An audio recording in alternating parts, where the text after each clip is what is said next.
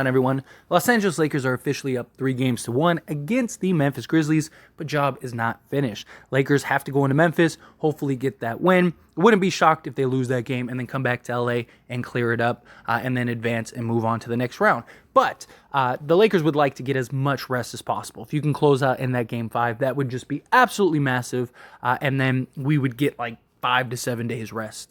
But regardless, we need guys to continue to step up.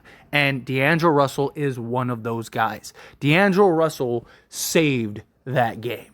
As much criticism as he has gotten, as much as fans have basically said, he's trash, you need to trade him, you need to get rid of him, all that stuff. And look, he hasn't been great in this playoff series. But in 3 out of the 4 games, he's given at least 17 points. That is huge. So he's given his average, but it's been the efficiency. Made a video talking about D'Angelo Russell and him needing to be more efficient. That was a real problem. And then in that Memphis game, it was looking like, man, here's another DLO game where he's not going to be efficient. He's not really going to be effective. It's going to be rough. But credit Darvin Ham. Darvin Ham kept sticking with this guy DLO. And I also think part of it was foul trouble, right? DLO ended up fouling out of this game, and he got into foul trouble very early on. So I don't think that helped him get into any sort of rhythm. But one thing that was massive is he showed he's not afraid of the moment. And this is something I talked about in that efficiency issue, right? I talked about how I don't believe he's afraid of the playoffs or the big moment. I mean, he's Mr. Ice in his veins, right? He's the guy that loves and lives for these moments, that loves the closeout games, that has hit big game-winning shots, that has been to the playoffs before. He struggled with Minnesota, but like I said, if you go watch him on Minnesota, they didn't operate him in any real capacity. He was always kind of the afterthought. So it's hard to be effective when you're supposed to be the point guard, making plays. You're not even really playing off the ball. Like, at least the Lakers run sets with him. He's playing off the ball. LeBron finds him. He's getting open looks, stuff like that. Like, there were literal games where D'Lo was just not, he might as well not even been on the court. And it wasn't because of him. It was because the offense and the way it was running. Everything going to Cat or Ant-Man, or they're kicking it out to other guys, other shooters, stuff like that. Patrick Beverly, right? All of those things. So it wasn't something to really judge him on, in my opinion. Also, the Brooklyn Nets series, right? He was solid in the Brooklyn Nets series. Efficiency, again, was a big issue, but he was also the number one option on that team. So again, it was something where it was like, it's not really something that you can look at and go, oh, that is a great example. Because he was taking 20 shots a game. He's not going to get that here on this Lakers team. But he's been getting about 13 to 15 shots per game. And in this game, he was massive. He shot 7 of 15 from the field, 3 of 8 from 3. And he was just, again, huge. He saved this game, literally. If it was not for D'Angelo Russell, the Lakers do not win this game. He hit, 3 threes in a row? And brought us all the way back after Memphis was going on a huge run and looked like they were about to put us away. And then D'Lo comes in, steps up, hits a huge shot. Again, you got to credit Darvin Ham. Got to credit Darvin Ham for trusting and believing in D'Angelo Russell and having him come up and substituting him in and allowing him to play. Because they took Rui out to put him in. And I was in the live stream watching the game with everybody, and we were like, why are they taking Rui out, right? D'Lo's had a rough game. Yeah, Rui wasn't shooting great, and D'Lo came in and showed why. So you got to credit Darvin Ham for making that change, making that adjustment, and trusting and believing in D'Angelo Russell. And you have to credit D'Angelo Russell for stepping up huge in that moment, because D'Lo could have folded. He hasn't shot great. He wasn't shooting great at that time. But in that third quarter, what I think it was is early in that third quarter, at the beginning of that third quarter, D'Lo started to get it going, right? He scored like 6 straight points for the Lakers. He didn't miss a shot. Like, it was looking good for him. And then he got in foul trouble again, and they had to take him out, where I think he probably would have kept cooking. I really do. I think this might have been a 30-point game. The way he started getting hot in that third quarter, and then he continued to be hot in that fourth, and then hit those huge shots, right? So hopefully this is that turning moment for D'Lo, right? Hopefully this is that confidence, which I don't really think he lacks confidence. I just think it's shot selection also, right? You saw in this game D'Lo taking better shots. Like, those threes he was hitting were open threes. He had space to get those shots off. Some of them were deep, like 2 of them were really deep, but still, I mean, they were shots that were open, and he was being aggressive and getting to the rim. He hit that one, like almost like hook shot, almost like hook layup. He hit that one, and then he hit that mid-range shot. Like, he started being aggressive and getting into the paint and scoring closer to the rim and was getting good looks. And that's what I've talked about with D'Lo. He needs to continue to find his spots and find his shots. He doesn't have to take shots. I understand he has the green light. He has the light. If you can get your shot off, get it open, right? Shoot your shot. And he's been 42% from 3 for the Lakers. Not so much in the playoffs, but during the regular season, he shot 50% from the field and he shot 42% from 3. This is closer to the D'Lo we need. Shot efficiently. He shot, 47% from the field, 7 of 15, right? So if we can get that level of D'Lo, if he could have been, 3 of 8 from 3 is still solid. I don't mind that at all. It'd be nice if he could get like 4 of 8, but still, that's not poor.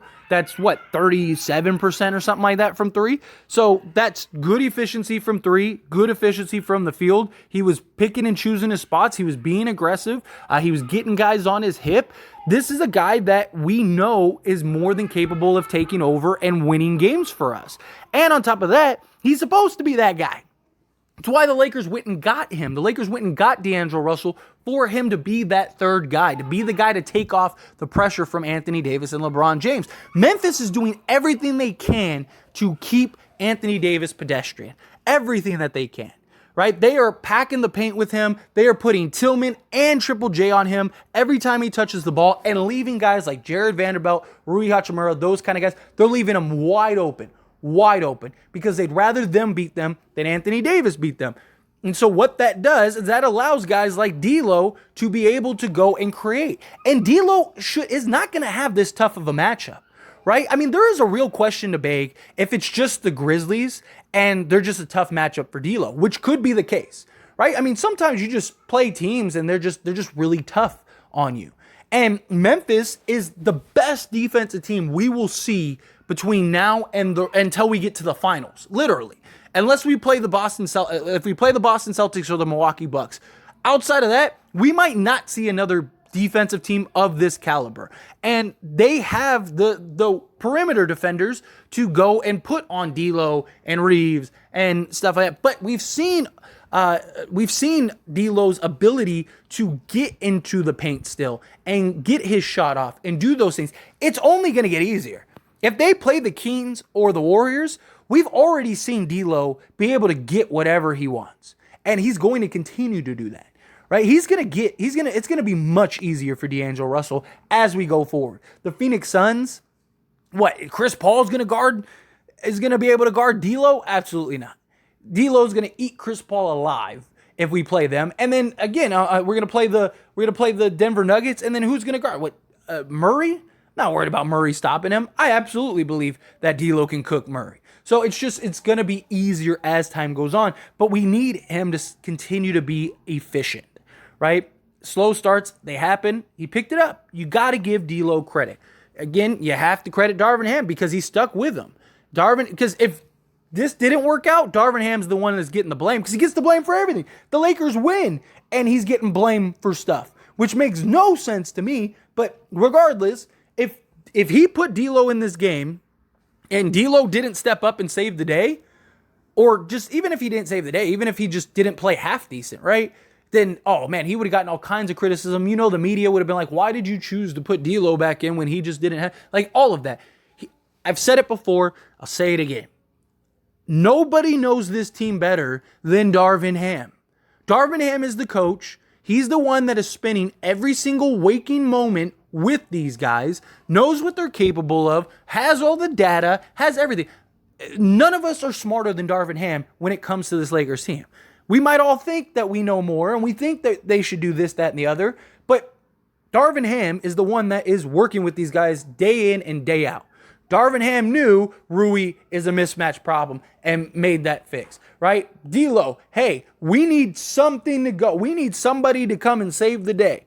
Who do we have? D'Lo is that guy, Mr. Ice in his veins, a guy that's not afraid of the moment, the guy that can hit the shot. D'Lo, I know you're having a bad game. I need you to get in there and save us. And he put him in there, and D'Lo saved us. Literally saved us. That game was over if it wasn't for D'Angelo Russell, because nobody else was hitting shots.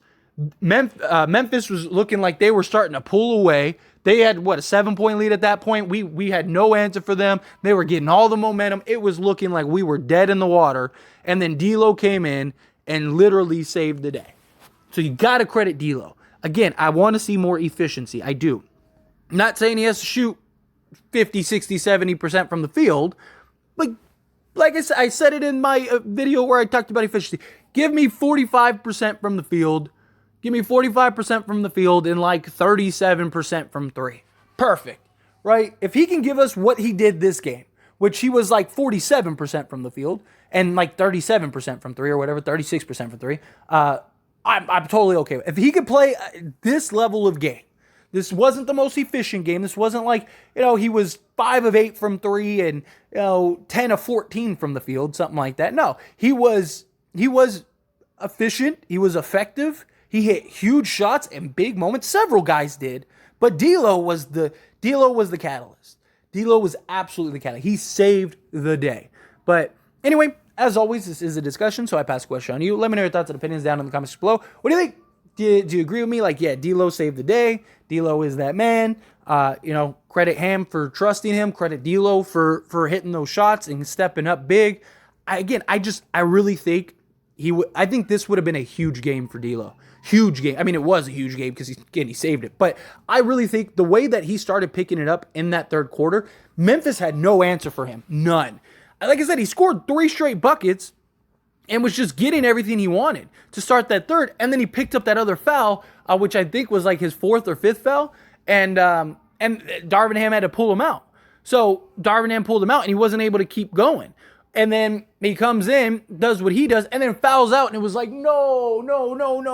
And that foul on Baines was such a little, anyway, got the win. D'Lo stepped up. It was massive. And I'm hoping that this is the game that kind of steers the ship for him. But anyway, again, love your thoughts and opinions.